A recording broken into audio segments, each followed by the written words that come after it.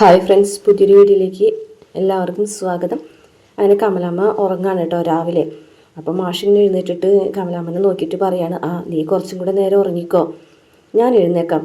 ഇന്നലെ രാത്രി എന്തുമാത്രം കരഞ്ഞിട്ട് ശ്വാസം കിട്ടാതെയാണ് നീ കിടന്നുറങ്ങിയെന്ന് ഓർമ്മയുണ്ടോ എന്നൊക്കെ ചോദിക്കാൻ കേട്ടോ. കമലാമ്മ ഇങ്ങനെ അതൊന്നും കേൾക്കുന്നില്ല കേട്ടോ. എന്നിട്ട് മാഷ് ഇങ്ങനെ പറയുകയാണ്, നീ ഇന്നലെ ചോദിച്ചില്ലേ ഞാൻ മരിച്ചു കഴിഞ്ഞിട്ടുണ്ടെങ്കിൽ മാഷ് എന്ത് ചെയ്യുന്നു. അപ്പോൾ മാഷ് ഇങ്ങനെ പറയുകയാണ്, നിനക്ക് അങ്ങനെ ചോദിച്ചാൽ മതിയല്ലോ, തീ മരിച്ചു കഴിഞ്ഞാൽ പിന്നെ ഞാൻ എന്തിനാണ്. ഈ ലോകത്തിലെല്ലാവരും അങ്ങനെയാണ്. ഭാര്യമാർ മരിച്ചു കഴിഞ്ഞിട്ട് ഭർത്താക്കന്മാർ ജീവിച്ചിരിക്കാൻ പാടില്ല. ആദ്യം ഭർത്താക്കന്മാർ ജീവിക്കണം, ആദ്യം ഭർത്താക്കന്മാർ മരിക്കണം, അതിനുശേഷം മാത്രമേ ഭാര്യമാർ മരിക്കാൻ പാടുള്ളൂ. നീ അറിയാവുന്ന ദൈവങ്ങൾക്കൊക്കെ എന്തെങ്കിലുമൊക്കെ പ്രാർത്ഥന ഉണ്ടെന്നുണ്ടെങ്കിൽ വഴിപാടുകളുണ്ടെങ്കിൽ എനിക്ക് പറഞ്ഞതായോ, ഞാനത് ചെയ്യാം. അല്ലാതെ നീ ഇല്ലാതെ ജീവിച്ചിരുന്നിട്ട് എന്താ കാര്യം. നീ ഇതൊക്കെ കേട്ടിരിക്കുകയാണെന്ന് എനിക്കറിയാം. ഞാനൊരു കാപ്പി ഇട്ടിട്ട് വരാമെന്ന് പറഞ്ഞിട്ട് മാഷ് ഒരു കാപ്പി ഇട്ട് വരുമ്പോൾ കമലാമ്മനെ അവിടെ കാണുന്നില്ലേ.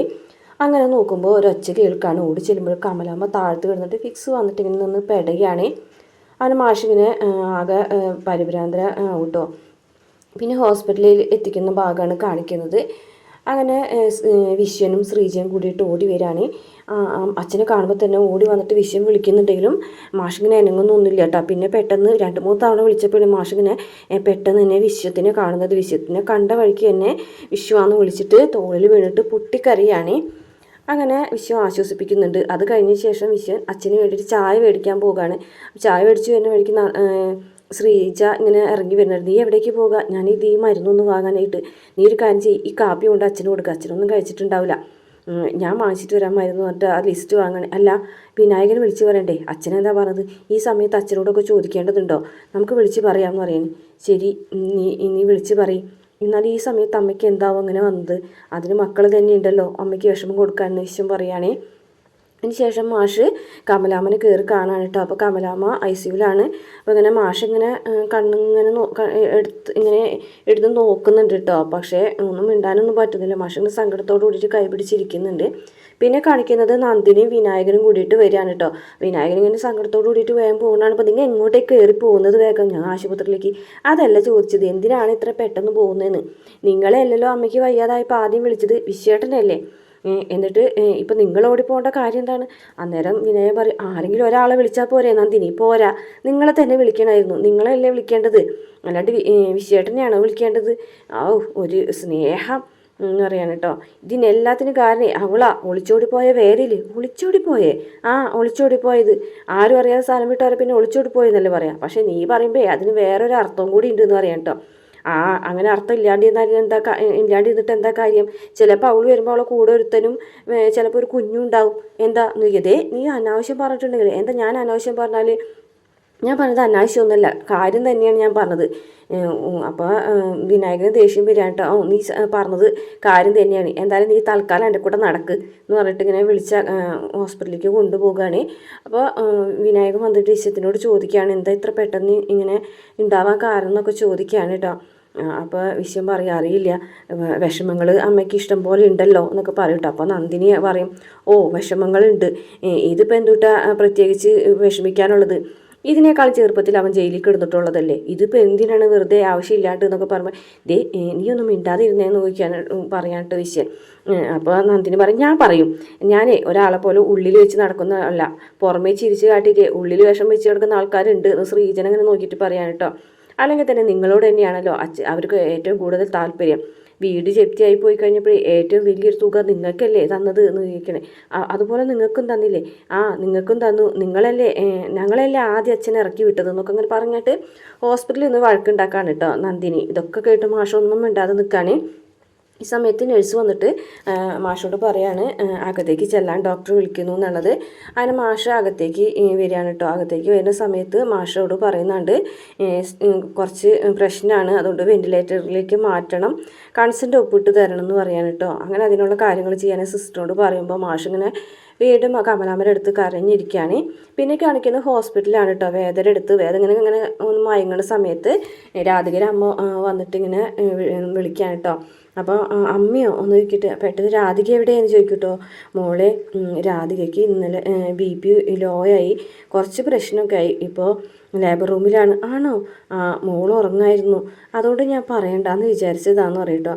അപ്പോൾ വേദ പറയും അയ്യോ ഞാൻ അറിഞ്ഞില്ല എന്ന് പറയും കേട്ടോ. അപ്പോൾ ഞാനേ കുറേ നേരം ലേബർ റൂമിൻ്റെ മുന്നിൽ നിന്നു, എനിക്ക് അവിടെ നിൽക്കാൻ പറ്റുന്നില്ല, അതുകൊണ്ട് ഞാൻ ഇങ്ങോട്ട് പോകുന്നതാ. തരുണിൻ്റെ അവസ്ഥ കണ്ടു നിൽക്കാൻ പറ്റുന്നില്ല.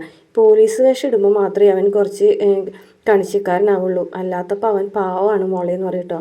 രാധിക അനാഥാലയത്തിലായിരുന്നല്ലേ എന്ന് വേദ ചോദിക്കുമ്പോൾ മോളെങ്ങനെ അറിഞ്ഞത്? ഇവിടെ ഇരുന്ന് പറയണത് കേട്ടു. അതെ, ഏതോ ഒരു അപകടത്തിൽ ആ പെൺകുട്ടി മാത്രമേ രക്ഷപ്പെട്ടുള്ളൂ എന്ന് പറയുന്നത്. അങ്ങനെ ഒരു പെൺകുട്ടിയെയാണ് അവൻ കല്യാണം കഴിക്കാൻ പോകുന്നതെന്ന് എന്നോട് വന്ന് പറഞ്ഞപ്പോഴേ എനിക്കതിൽ ഒരു എതിർപ്പും ഉണ്ടായില്ല. അവൾ വന്നതിന് ശേഷം ഞങ്ങളുടെ വീട് സ്വർഗം പോലെയായിരുന്നു മോളെ എന്നൊക്കെ പറഞ്ഞിങ്ങനെ പറയണം കേട്ടോ. പക്ഷേ ഈ ഒരു അവസ്ഥയാണ് അമ്മയ്ക്ക് താങ്ങാൻ കഴിയാത്തതെന്നൊക്കെ പറഞ്ഞ് വിഷമിക്കുകയാണ്. പെട്ടെന്ന് തന്നെ അവരുടെ ഫോണിലേക്ക് ഒരു കോൾ വരികയാണ് കേട്ടോ. ലേബർ റൂമിൻ്റെ അടുത്തേക്ക് ചെല്ലാൻ പറഞ്ഞിട്ടാണ് വിളിക്കുന്നത്. അപ്പോൾ വേദനയോട് പറയും മോളെ രാധികയ്ക്ക് കുറച്ച് കൂടുതലാണ്, അമ്മ അങ്ങോട്ട് പോട്ടെ എന്ന് പറയും കേട്ടോ. അയ്യോ എന്താ കേട്ടോ അറിയില്ല, അമ്മ അങ്ങോട്ട് പോട്ടെ എന്ന് പറഞ്ഞിട്ട് വേഗം തന്നെ അവർ പോകുകയാണ്. അതിനുശേഷം കാണിക്കുന്ന വിക്രത്തിൻ്റെ ജയിലിലാണ് കേട്ടോ. അപ്പോൾ ഒരു പോലീസുകാരൻ വന്നിട്ട് ആ സൂപ്രണ്ടോട് പറയാണ് വിക്രത്തിന് സാറിനെ കാണണമെന്ന് പറയുന്നുണ്ട്. പറ്റൂല എന്ന് പറയട്ടെ, എന്തിനാ പറ്റില്ല എന്ന് പറയുന്നത്, താൻ അവനോട് വരാൻ പറയടോ എന്ന് പറയും കേട്ടോ. അതിന് വിക്രം വരികയാണ് കേട്ടോ. എന്താ വിക്രം, എന്താ കാര്യം ചോദിക്കുകയാണ്.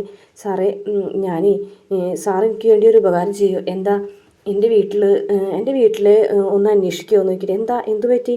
അല്ല ഞാൻ അമ്മയ്ക്ക് ഞങ്ങൾ വിഷമം, ഞാൻ ഏത് കാലത്തും വേദന മാത്രമേ കൊടുത്തിട്ടുള്ളൂ.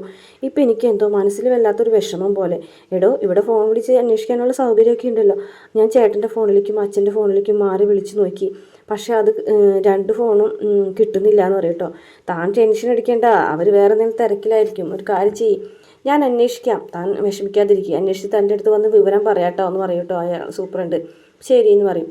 പിന്നെ കാണിക്കുന്നത് ഡോക്ടർ ഇറങ്ങി വന്നിട്ട് തരുണിനോടും അമ്മനോടും റൂമിലേക്ക് വരാൻ പറയണേ. അങ്ങനെ റൂമിലെത്തിയതിന് ശേഷം ഡോക്ടർ പറയാണ് രാധികയുടെ കാര്യം കുറച്ച് പ്രശ്നമാണ്.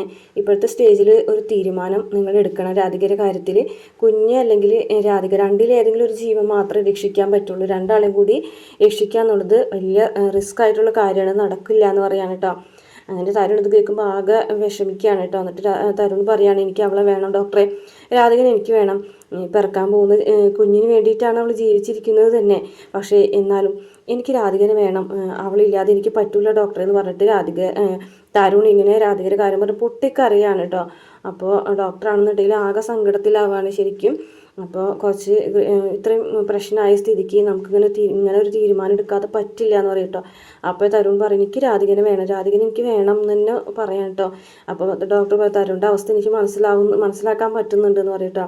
തരുണാണെന്നുണ്ടെങ്കിൽ തലയിൽ കൈവച്ചിരുന്നിട്ട് പൊട്ടിക്കറിയാണ് കേട്ടോ. അതിനുശേഷം അമ്മയുടെ തോളിൽ വീണിരുന്നിട്ടും പൊട്ടിക്കറിയാണേ. പിന്നെ കാണിക്കുന്നത് അരുണ സിസ്റ്റർ ഉണ്ടല്ലോ, രാധിക നമ്മുടെ വേദന എടുത്ത് വന്നിട്ട് പറയാണ് അവരുടെ രാധികയുടെ കാര്യം. അയ്യോ അങ്ങനെയാണോ പറഞ്ഞതെന്ന് ചോദിക്കുക. അതെ, ഏതെങ്കിലും ഒരാളെ മാത്രമേ രക്ഷിക്കാൻ പറ്റുള്ളൂ എന്നാണ് ഡോക്ടർ പറഞ്ഞത്. ഹെവി ബ്ലീഡിങ് ഒക്കെ ഉണ്ടായിരുന്നു, ഇപ്പോഴും ഇത്തിരി പ്രശ്നത്തിൽ തന്നെയാണ് എന്നൊക്കെ പറയാൻ കേട്ടോ. അയ്യോ എനിക്ക് രാധികനെ ഒന്ന് കാണണം എന്ന് പറയട്ടോ.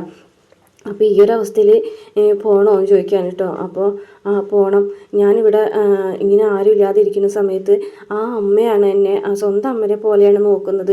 ഇതിപ്പോഴും എൻ്റെ അടുത്ത് വന്നിട്ട് പോയതേ ഉള്ളൂ, എനിക്ക് ആ കുട്ടീനെ ഒന്ന് കാണണം എന്ന് പറയാൻ കേട്ടോ. അങ്ങനെ ശരി എന്നാന്ന് പറഞ്ഞിട്ട് വേദ ഷോളൊക്കെ എടുത്തുങ്ങിട്ട് വേഗം തന്നെ താഴത്തേക്ക് ഇറങ്ങുകയാണ് കേട്ടോ.